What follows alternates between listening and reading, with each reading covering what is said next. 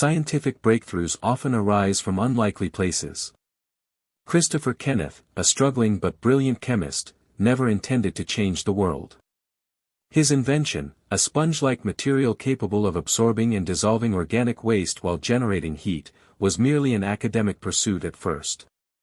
But as he uncovered its true potential, he realized that it could revolutionize waste management and provide an energy source for those in need.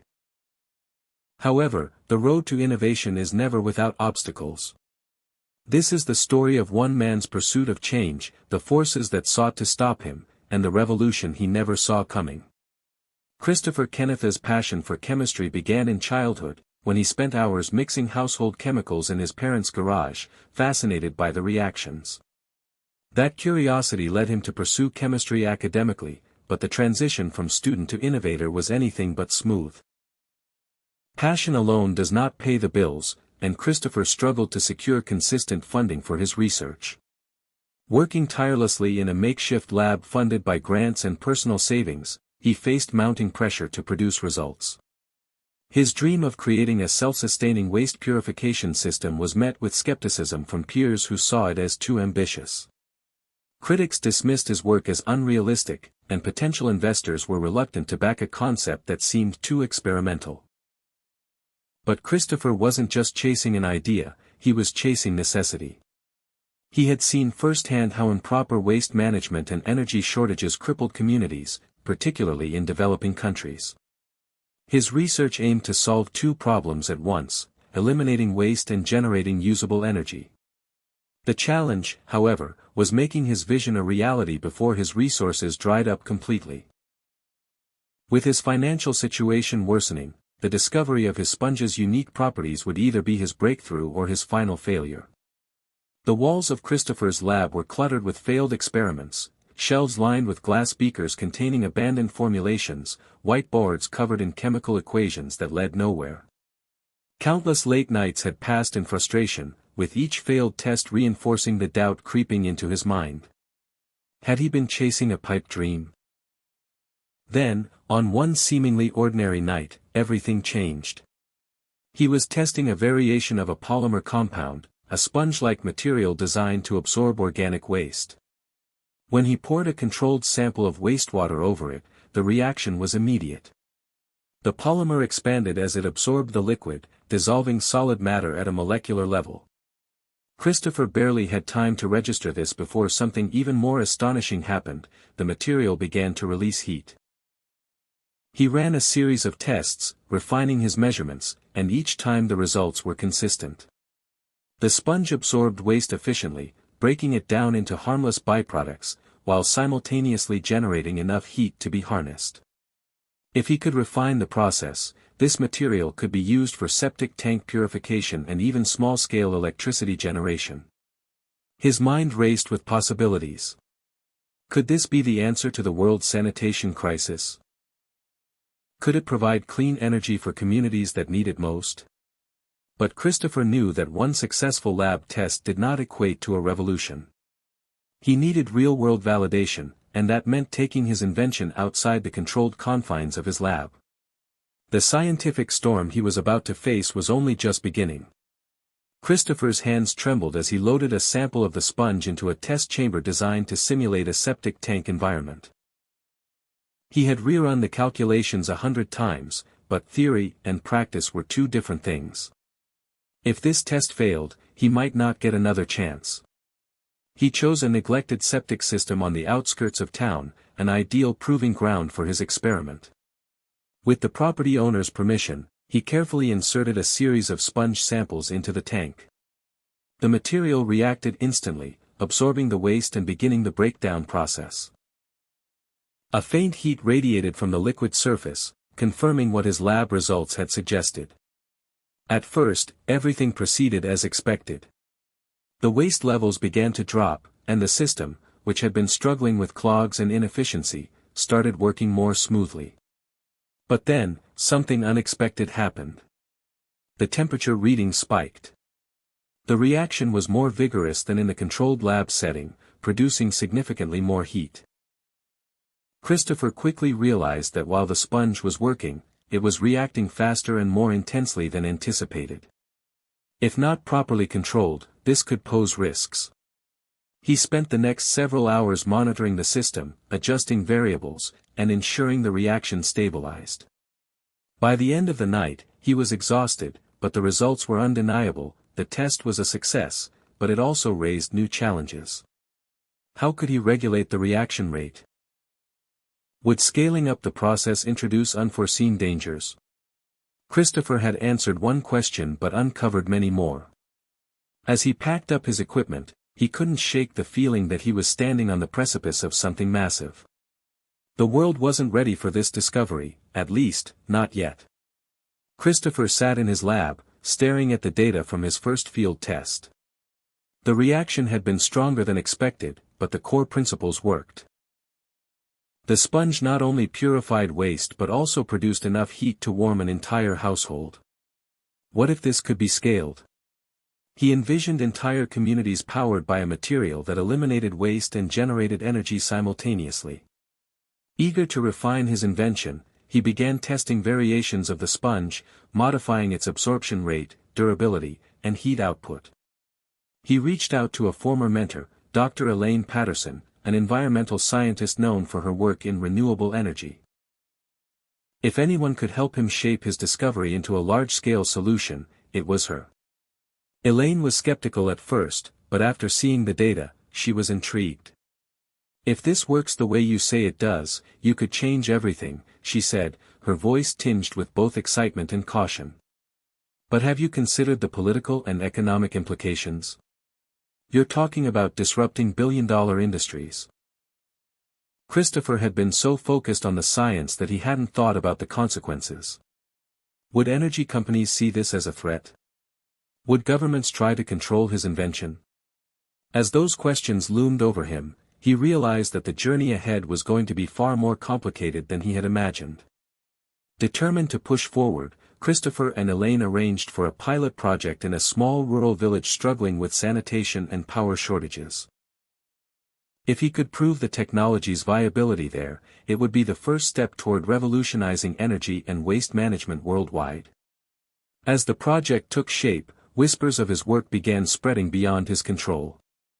Eyes were turning toward him, some filled with curiosity, others with suspicion. He had unknowingly set something massive into motion, and there was no turning back. The village of Kenneth, located in a remote part of a developing country, became the testing ground for Christopher's invention. With limited infrastructure, it was the perfect place to prove the sponge's capabilities. The villagers, initially skeptical, watched as Christopher and his team installed a prototype system that would transform waste into usable energy. As the first results came in, excitement grew, but so did outside interference. News of their work had reached powerful interests, and not everyone wanted their success to continue. As Christopher's pilot project began showing promising results, opposition started to mount. Local energy providers, threatened by the potential of a self-sustaining power source, began spreading misinformation about the project. Government officials, influenced by corporate interests, started placing bureaucratic roadblocks in his way. Christopher quickly realized that scientific success was only one battle, winning public trust and overcoming political obstacles would be just as challenging. Would his revolutionary discovery survive the resistance, or would powerful forces shut him down before he could change the world? Christopher's pilot project in Kenneth was gaining traction. Word spread quickly about how the sponge not only purified waste but also provided a sustainable energy source. Local leaders praised the innovation, and international organizations began to take notice. It seemed like a breakthrough that could change lives until resistance arrived. One morning, Christopher awoke to find his prototype system vandalized. The sponges had been removed and burned, wires cut, and notes stolen. At first, he suspected local skepticism, but soon realized the attack was more calculated. Someone powerful didn't want his technology to succeed. Then came the legal threats. A multinational energy conglomerate, with deep investments in fossil fuels and traditional sanitation, had caught wind of his project.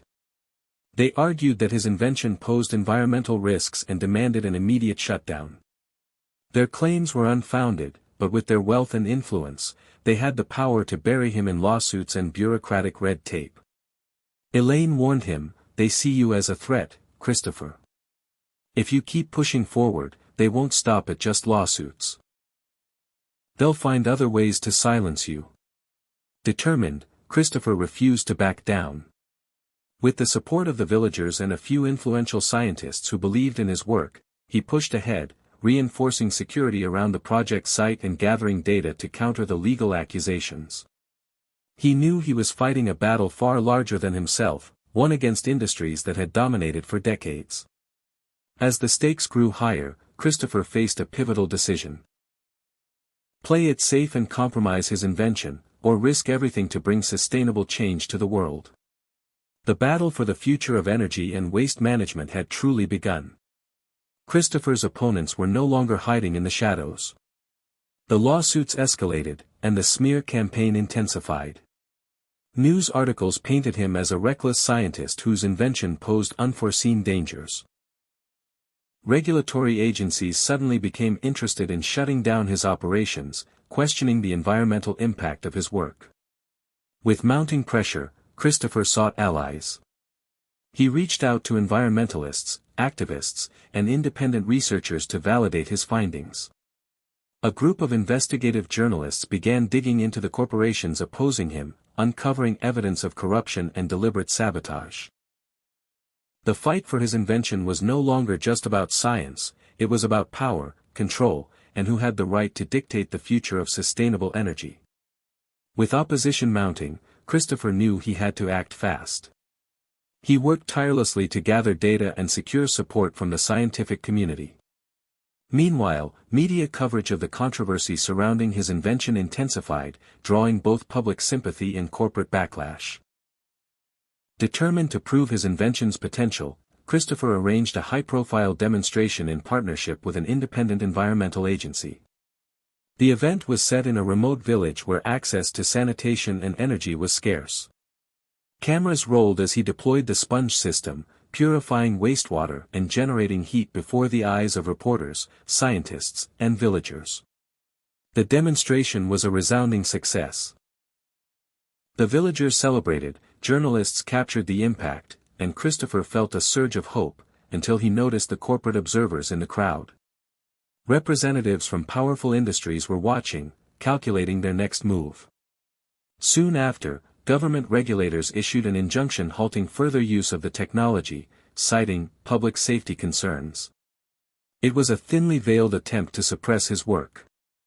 Christopher faced his greatest challenge yet. How to bypass the barriers erected by those who stood to lose the most. His invention had reached the tipping point.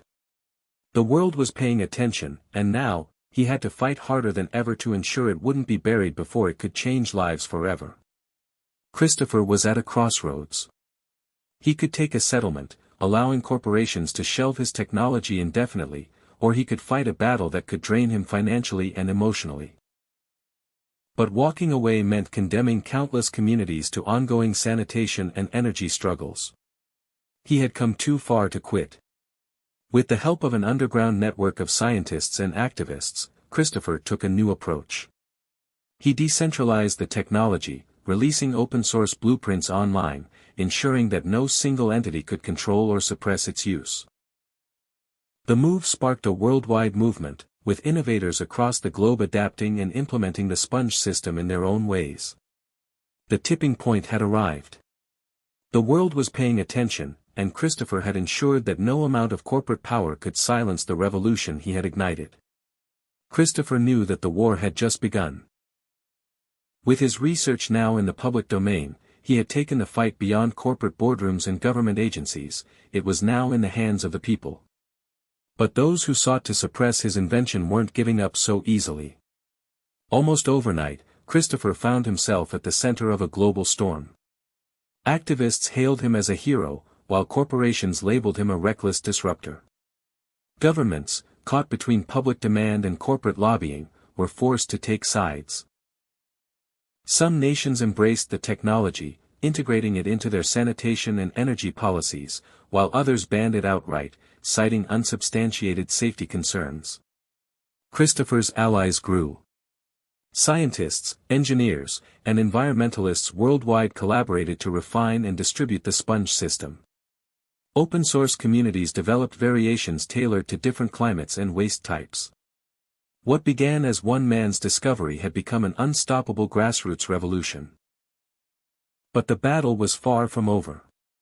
Corporate-backed media launched smear campaigns, branding the technology as dangerous and unproven. Hackers targeted online repositories containing research files. Financial institutions froze accounts tied to pro-innovation organizations. The fight had escalated beyond science, it was now a war of information, economics, and influence. Christopher had a choice. Stay in the shadows, working from behind the scenes, or step forward as the movement's leader, facing the full force of those who sought to bury his creation. The world was watching, waiting for his next move. And Christopher knew that the future depended on what he did next. Christopher sat in the dimly lit control room, watching the monitors displaying live feeds from experimental sites worldwide. From rural villages in Africa to overpopulated urban centers, the sponge technology was being implemented despite the opposition. The results were astonishing: septic systems functioned efficiently, pollution levels dropped, and families could access clean energy where there was none before. Governments that had initially resisted were now reconsidering their stance. Some corporate entities, realizing they could no longer suppress the technology, shifted tactics, seeking ways to profit from it instead. But Christopher wasn't interested in financial gain, he was committed to ensuring the technology remained accessible to those who needed it most. With the public now behind him, the movement had grown beyond his control. Scientists, activists, and communities worldwide worked to refine and adapt the technology, making it more efficient and sustainable. A revolution had begun, one that no corporation or government could fully contain. As Christopher stepped outside, breathing in the crisp morning air, he felt something he hadn't in a long time: hope. The battle wasn't over, but the tides had shifted in his favor. His invention had survived the forces that sought to bury it, and now, it had the power to change the world. For the first time, he truly believed that the future could be different. Years had passed since the first successful implementation of the sponge technology, and the world had changed in ways Christopher could hardly have imagined. Communities that once suffered from waste management crises now thrived with clean water and sustainable energy. The technology had evolved, with newer iterations of the sponge capable of even greater efficiency. Despite the opposition that once threatened to crush his work, Christopher had remained steadfast. He had seen governments shift policies, corporations transform their agendas, and the world embrace a cleaner, more sustainable future. His journey had been filled with challenges, but he had proven that one breakthrough, one dedicated mind, could spark a revolution. As he stood before a new generation of scientists eager to push the limits of his discovery even further, Christopher knew his work was just the beginning. The world has changed, but the future is still being written. If this story has pleased you, like this video. Subscribe to receive another monthly story. Share with a friend or family member. Comment below. Until next time for my next video story.